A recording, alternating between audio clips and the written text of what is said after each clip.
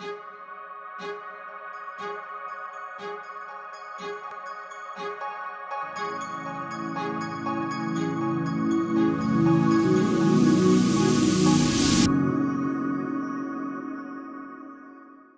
so good afternoon and welcome to Kitty Talks. And today I have with you a wonderful friend of mine, Andrea Pennington. It's great to be here, Kitty. Oh, Dr. Andrea Pennington, thank you so much for joining us.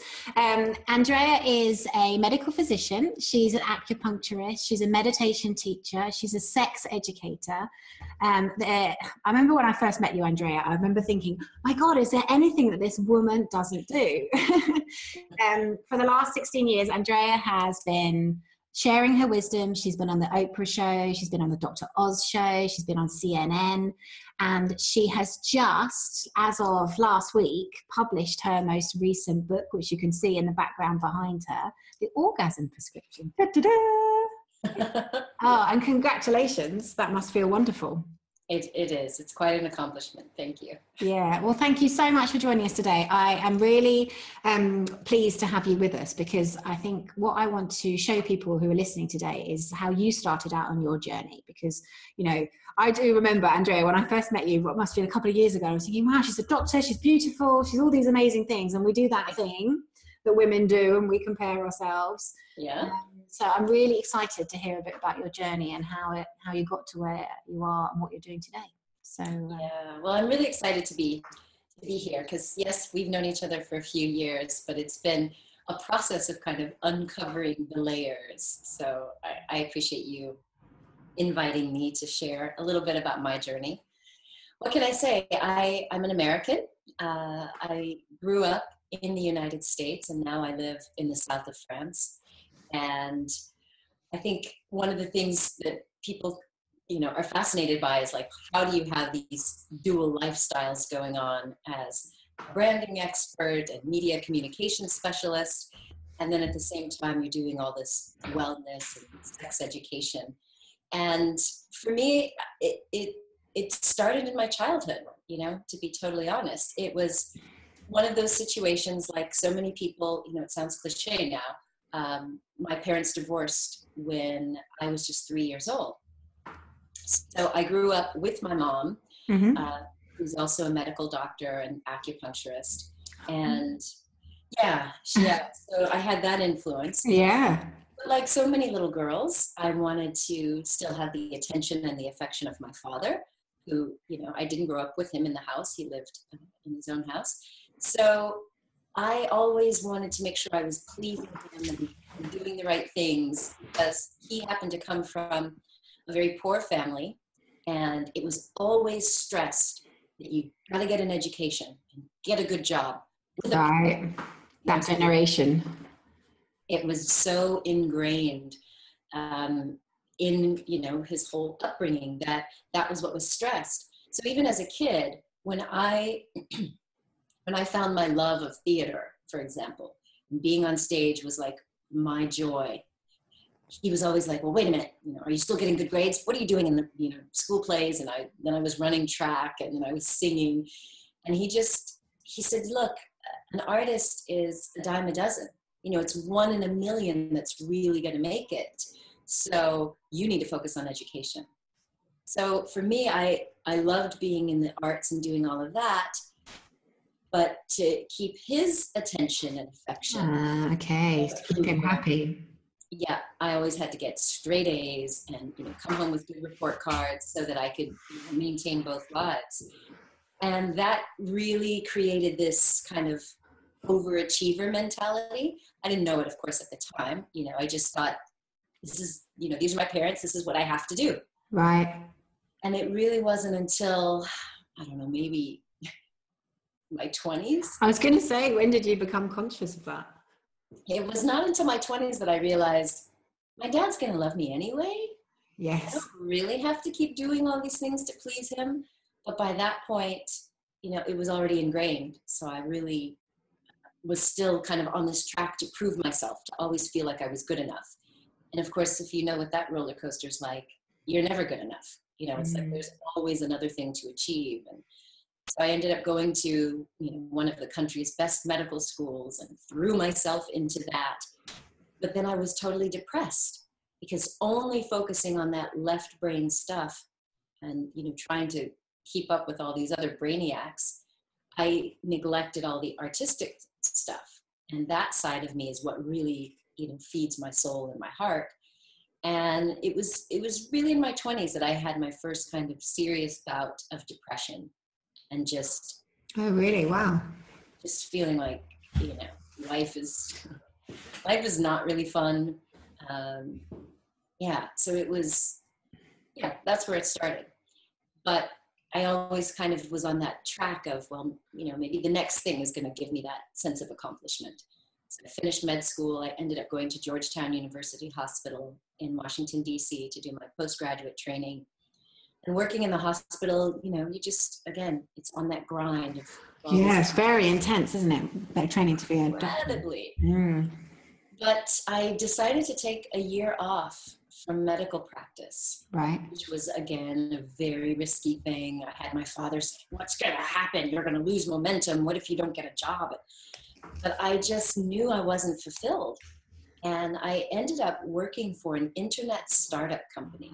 This was like 1999. Right. This was the beginning of that like e-health craze where just health online just barely even existed. So I got this dream job of creating online content around health and well-being. Then we started creating videos that went onto kiosks that were put in doctor's offices, kind of like an ATM. Oh, wow. They had videos that would show women, like in a pregnancy office, it would show them what to expect for their visit or for a procedure. And that was just like heaven, because I was in this very entrepreneurial startup world doing health and medicine, but being creative. And it was during that period of time that I met the president of Discovery. And at the time, they had just launched the Health Network. And they needed a medical director. Okay.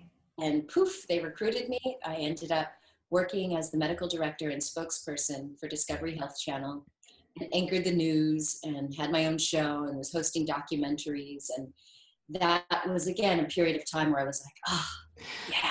And would you say at that stage you were consciously following your passion and purpose, or was it kind of you were just following what felt good would be more? Well, no, I would say, it was semi-conscious. Like I knew I had to follow what felt good. Yes. It's at that time, in 1999 and the year 2000, it's not like it is today. There weren't all of these great health creative jobs out there. I just happened to be really fortunate to have found the ones that I did. And then it happened to be this perfect environment for me to thrive at what I really love doing and what my soul, I feel, is really here on this planet to do. And working there at Discovery was, it had its ups and downs as well. I ended up creating a brand that wasn't fully aligned with who I really am, because at the time, one of the guys that was over production kind of said, you have this face for TV, but you don't look old enough to be a doctor. No one's going to believe. So they put me in a certain kind of suit and tried to do my hair and makeup to make me look older. Serious doctor. Exactly. And they hired this this coach so that I was delivering the news with a very authoritative style. But after a while, when people started to recognize me on the street, because I was on TV every day for 3.5 years, always on this Discovery Health Channel, which has now become the Oprah Winfrey Network. So people would start to recognize me in the street and outside. And I'm like, oh no, they think that I'm that boring doctor on TV. And that's not really me. Yeah. And that was kind of the first taste of just realizing, if I don't decide what my brand represents, then this big establishment over here will. And so many people go through that, don't they? Where, they are one thing at work and they have a sort of work face or, and then they're a different person outside. And how did that make you feel? Because that must be awful not to be able to integrate the two sides of yourselves. Well, it was hell, to be completely honest. That, you know, for everyone that on the outside looking in, they would say I had it all. Because at that time, working for Discovery, and then first time I went on the Oprah show, soon thereafter, I published my first book. And I had this big wellness center. So I was doing both. I was doing the media, had the wellness center, doing really a holistic approach to well-being. And to the outsider, it really looked like I had everything. I had a lot of money, I had success, I had notoriety, but I was miserable because it just wasn't fulfilling at a soul level or a heart level. And I think when I realized that I was kind of stuck with it, because when I went on my first book tour, if I left the wellness center and I was out promoting a book, then the sales in my wellness center would go down. Even though I had like trained my staff and we had this beautiful feng shuied place that was really beautiful, people wanted me. Right. Okay. And so I didn't realize I had set up my business, you know, All around you. Yeah. You couldn't leave it. And that was when I realized, oh my God, I had 15 employees. You know, we had just hit the 2 million mark. So I had doctors, therapists, people with children who were depending on me. Yeah, that's big. And, you know, I was in my early 30s, I was single, and it was just like, oh my God, you mean I have to keep doing this machine? And that's when it really, really hit me that I just couldn't sustain it. It was taking a toll on me mentally and spiritually. Yes, I've been through my own experience of that. You kind of feel like you're carrying this huge, great big, you know, wage bill on your back, you know, and it's, very scary. But yeah, so what did you do? How did you get out of that? Well, you know how it is when you hit rock bottom. Oh, okay. You had your rock bottom moment. Okay. You and I have had conversations about it, but common theme. Yeah, nobody really knew how depressed I was. I didn't tell anyone. I basically hid it. And I would just kind of muster up my energy, and go in, I'd be on TV in the morning, and I'd put on that smile, you know, do the interviews, and then I'd go to the wellness center and put on my smile and deliver treatment. But it came really in 2005.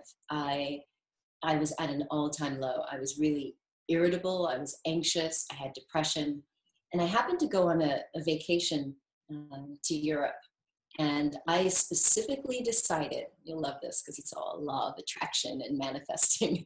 I said, I'm going on this trip as Drea, the artist. I'm not even going to be that Dr. Andrea. I'm going where nobody knows me. And it was crazy because as soon as I got to the airport, people were treating me like I was some kind of a star. It was like, how do they know? You know, going to other countries, they can't know Dr. Andrea from Discovery Channel. And it was as if I was manifesting that. And sure enough, I was called up on stage to sing at a nightclub in Barcelona. And then called up to the DJ booths, singing jazzy tunes to this raging crowd in Saint-Tropez. And I had just a blissed out moment. And then when I got back to my hotel room in Cannes, I was like on a high, but I started to come down realizing, oh no, in just a few days' time. You've got to go back. Oh no. Yeah, I can imagine. Yeah, it was like, I just started to feel that anxiety and that pressure and that heaviness and that depression coming back. And I literally cried out to God. I was sobbing and I said, God, take it. Take my life, take my business, take it all. I don't know what I'm doing and I can't go on living like this. And that's when I had a near-death-like experience. Okay. I was crying, I was sobbing, I was shaking, and I fell back on the bed. And it was like the vibration of my body and the bed became one. And I literally felt like I was melting. And then there was this bright, bright light. And I thought, I'm in Cannes. It can't get any sunnier here in the south of France. Wow. The light was literally in my head. And I had one of those experiences that people talk about, going through this tunnel of light, and arriving on the other side. And I knew, oh my God, I've like left the earth. And I thought, God's answering my prayer. Oh, snap. I've done it now. Exactly. And it was as if all of a sudden I just was in this peaceful, calm void. Things like settled into kind of a black, it wasn't a scary black, but it was like darkness. And I knew that in a moment I would exist no more. It was like as it extended, I knew I was becoming one with whatever that was. But as I had the thought like, oh, I will no longer exist, it was like, wait, but if I'm here, wait, who am I? And I heard this voice. I am that I am. Oh, wow. You've got voices in your head. Oh, yeah. I'm like, okay, whoa, God, what's happening? But at the time, I wasn't scared. I was curious. I was kind of like, oh, God, you heard me. Where are we going now? And then I had a life review. My entire life just flashed in front of me. And I knew how every decision that I'd made since childhood had led me to that point of depression and why I felt so miserable and hopeless. And then I got it. It's like we are souls that incarnate and come to this earth to live out our destiny. And it's up to us to decide who we will be. Not our parents, not society, not the American Medical Association. None of that matters. It's up to us. And in that like kind of mind-blowing realization, I was like, oh, I could choose joy. I could choose whatever. And I was like, okay, I'm ready to, I could do this. Drea. Well, you can choose Drea. And that's when I had this vision. And Kitty, it was kind of surreal. At the time I was 35, I was single. I had just had a conversation with a friend saying, oh, well, guess I'm not going to have children. I'm getting older. But I had a vision of my future. I saw myself walking along the coast, holding hands with a child. I saw myself singing professionally, like as a career, healing with my hands. And I was like, oh, great. Now I'm going woo-woo. That's what I'm doing. Just what you need. Exactly. But I felt so much peace that I was like, okay, if that's next, then I'm for it. And within a couple of months of coming back to the United States, I met Brian, who's the father of my child. I ended up slowly but surely kind of taking bits and pieces of the wellness center and putting it in the hands of my COO. And I started singing. And a few months later, I was pregnant. And since I knew that we were going to be living in France, I was already talking to little Sienna while she was in my tummy, only speaking French to her. Wow. And it did take some time, but a few years later, we moved to where I live now in the south of France. And I've been here 6 years. And I've completely rebranded myself, changed the whole nature of how I do business, so I'm never fixed again. Yes. And just loving life. Wow. And so what would you say to someone kind of out there listening to your story that maybe they're feeling that depression? Maybe life's in coaching and kind of moving in on them and they can't see where they're supposed to go. What kind of advice would you give to them? I would say go within. Like figure out what kind of meditation practice you will do and really connect with your inner self, your God, your guide, source, whatever you want to call that. Practicing a regular meditation regimen is what saved me. Little by little, I would practice the compassion meditation and breath meditation. Eventually, I added Qigong, which you and I have done together. Mm-hmm. And that is what allowed me to maintain that connection. Like for me, I had my spiritual woo-woo moment. So I'm convinced of it. Yes, you had pure example of it, didn't you? Yeah, but the way that I've maintained that is through meditation. So I feel like when you can engage in a meditative practice and really contact your true self, your higher self, and then listen and trust that if your heart is leading you in a different direction, whether that means cutting ties with a country like I did, or with a certain relationship or a career path, you owe it to yourself. Because living with that sort of depression or sense of doom or regret is not a way to live your life. And you're entitled to so much more. Yeah, absolutely. And I think you're right. I agree. I think that we ignore our little voice. You know, we all have that little voice. Even, you know, I think we all have it. It gets stronger as we do that spiritual practice and that daily practice. But quite often, in my own experience anyway, I ignored that little voice, and I kind of just ignored it to the point that, like we've talked about and shared previously, that rock bottom is, it kind of, boom, just knocks you off your feet to get you to really take notice to what you're ignoring almost. Exactly. I mean, the body will scream out to you. Life will scream out to you.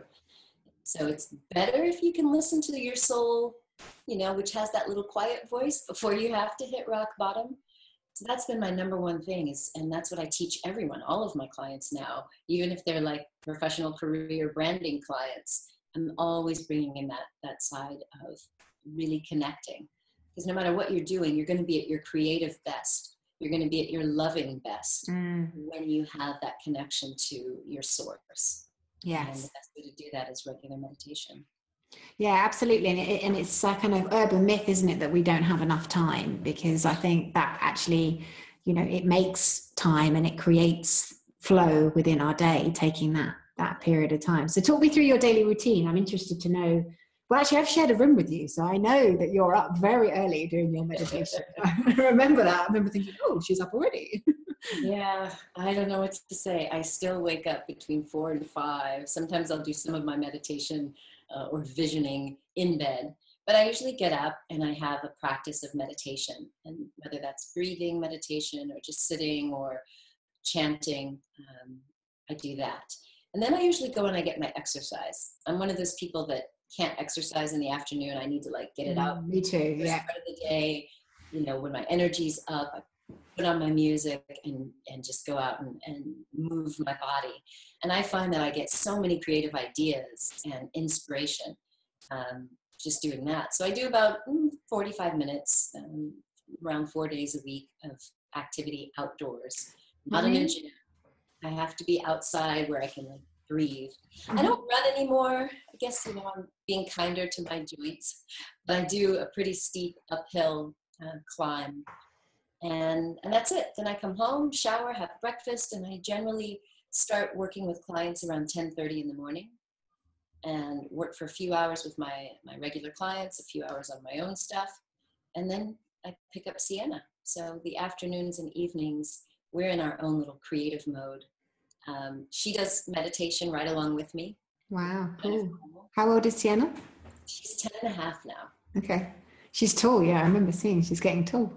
Yeah, she is. She's growing like a weed. And she's this little vegan activist and, you know, animal rights lover. So she's really, really passionate about the things that she cares about. So it's been fun because having her see me in my authentic flow has allowed her to be really, I won't say outspoken, but she's been able to really advocate for the things she believes in, like veganism, which, you know, there are kids at school that just couldn't get their head around, you know, why.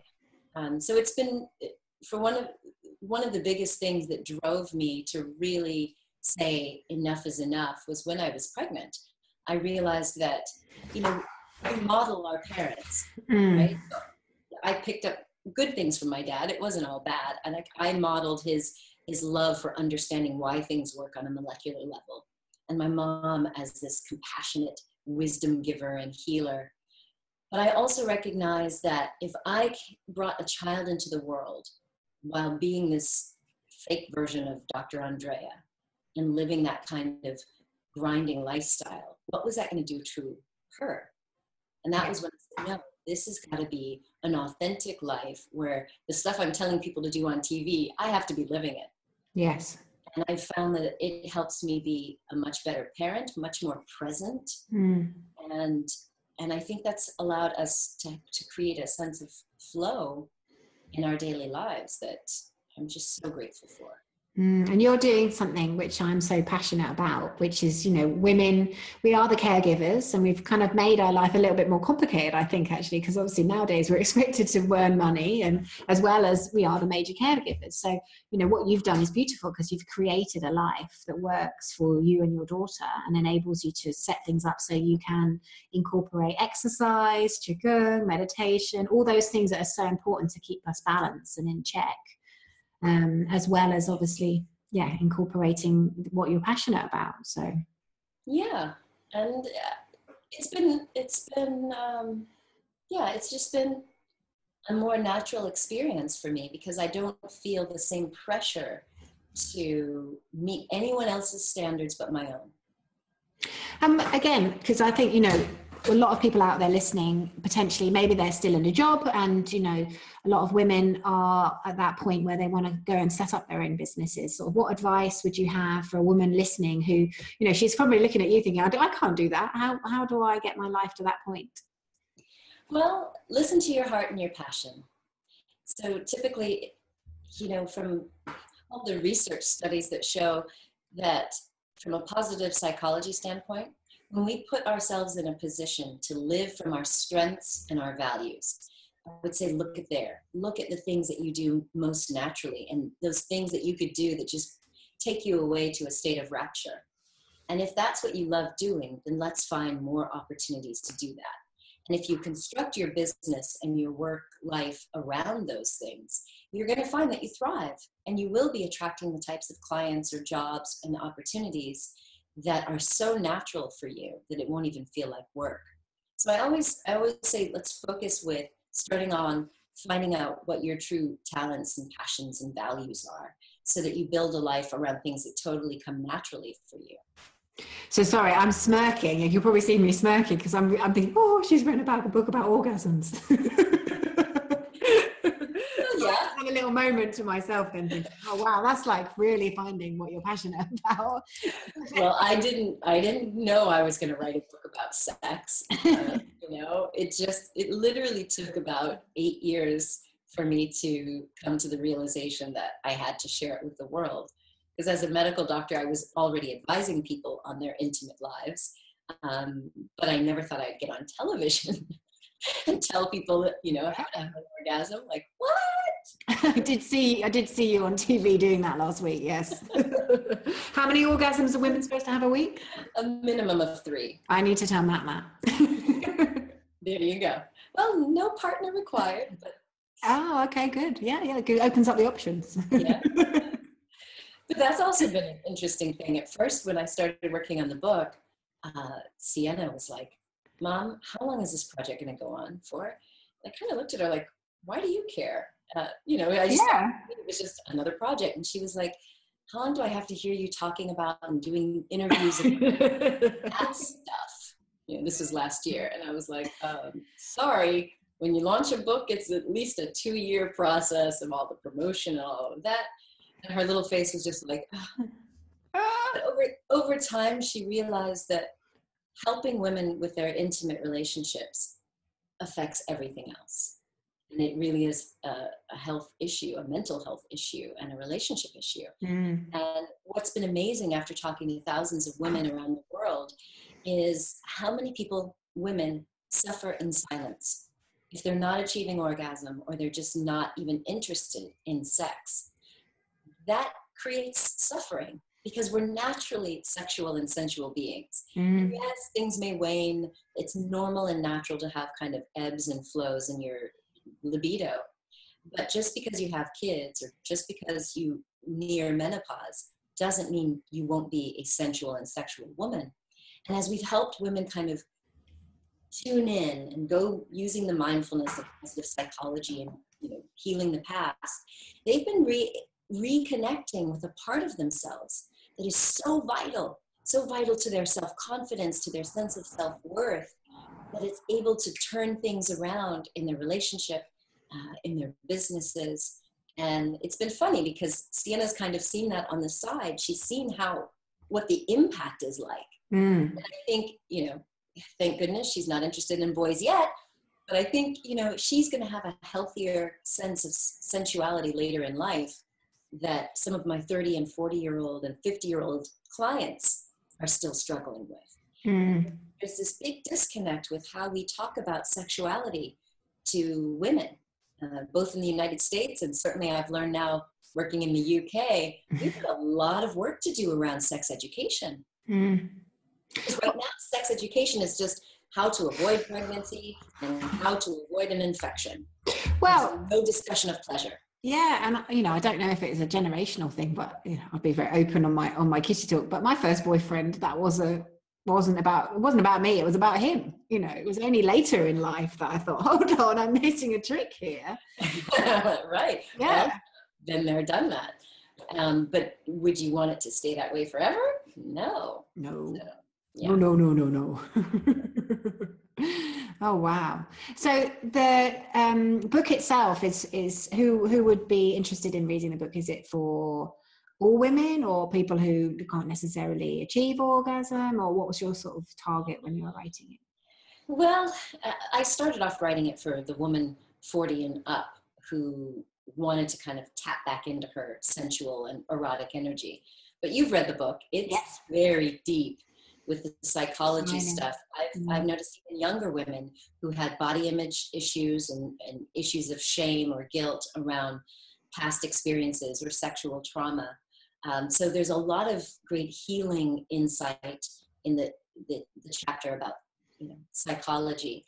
And then for the woman who might be just in a kind of a sex rut, who's maybe in a long-term relationship and just needs to revive first her own body and then what she's doing with her partner, she will also find a lot of pearls of erotic wisdom in the book. As you know, I've included case studies, which are based on real clients, but they're written with a little more of a... They were my favorite bits. A little bit more sensual and erotic because, erotic literature is a real turn-on for women. So I wanted... 50 Shades of Grey-esque, weren't they? Yeah, well, maybe not as much bondage, but I wanted it to be spicy and fun to read. And then the 21-day program, which is just launching in a few days' time online. So in addition to, you get to the end of, it's a very big, thick book, as you know. Yeah. But you get to the last chapter, and there's a 21-day program that includes rituals in the morning, midday, and evening, which are all sorts of mind-body activities, some sensual activities alone or with a partner. But each day you're doing these rituals to kind of tune back into your senses, to get your brain chemistry restarted so that you feel more like a sensual and alive woman.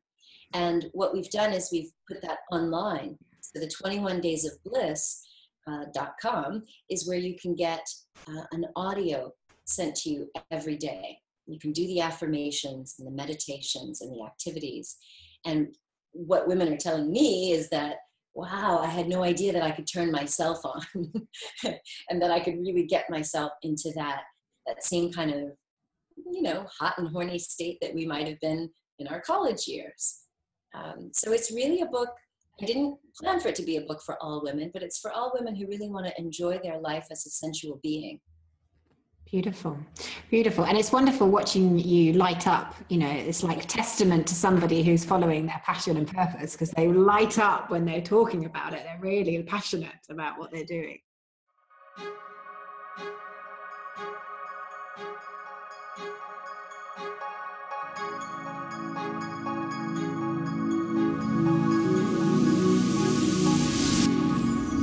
Thank you so much for listening to Kitty Talks. Be sure to head over to our kittytalks.com website and become a member of our exclusive club, and you'll get free interviews and access to our private Facebook group, exclusive webinars and secret success interviews. See you there.